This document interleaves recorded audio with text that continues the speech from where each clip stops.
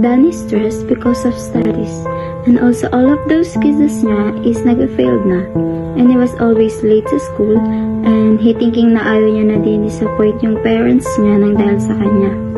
He wanted to be a better student always, na kahit na nakakawa siya ng good grades, hindi pa to nagiging enough sa kanya because his dreams is important to him.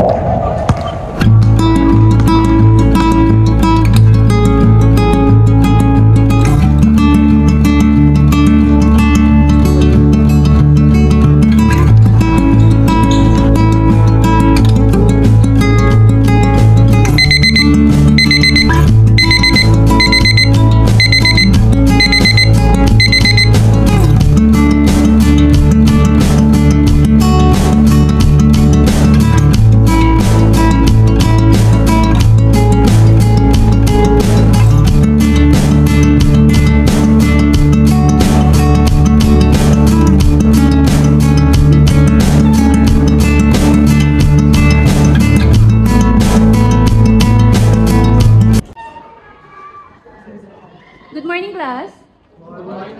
I'd like to congratulate you all dahil ang tataas ng scores niyo sa quizzes niyo. Especially si Dan Adrian.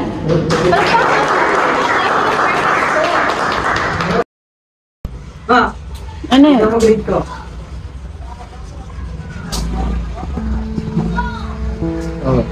Tataas yan. Oh, bakit may dos dito? Luto-luto na nga lang, di mo pa maayos? Nahirapan rin kasi ako masanganin, dahil nasa ambagan sa grupo namin. Bakit? Hindi ba yun yung binibigay ko sa yung pera? Enough naman yun, ma, pero ginagawa ko ng best ko, bumabawi naman na ako sa ibang subject ko. Enough na ba to para sa tuition na binabayaran ko? Ginawa ko naman yung best ko, ma. Pero yung pagkukulang ko pa rin yung napansin mo. Panantalang-daan kong pinagpagudan yung mga ginawa, di mo na-appreciate mga bagay niya. Paano? Puro ka basketball, tambay, hinahalo mo ng ibang bagay yung pag-aaral mo. Mama, puro pagkakamali ko na yung napansin eh. Dan is triggering because of the studies. Lagi niya na itong naaalala. He hates that his grades failing. He wanted to be a better and also be the best man in his parents' eyes. Hindi niya na alam kung ano ba talaga gusto niya. He experienced and nawawala na siya ng hope when it comes to become a best man.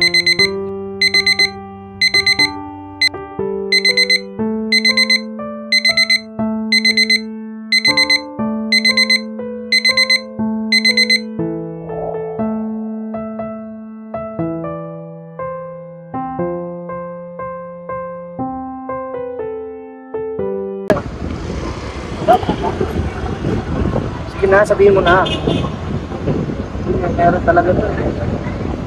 Lalo na sa mga financial tsaka sa schooling kahit yun ako gano'n. Ayos lang yan pare, marami pang panahon para bumawi. Gusto mo sumama ka na lang sa amin. Kano ba? Iba naman iniisip mo eh. Ay, iba ba? Tara. Tara.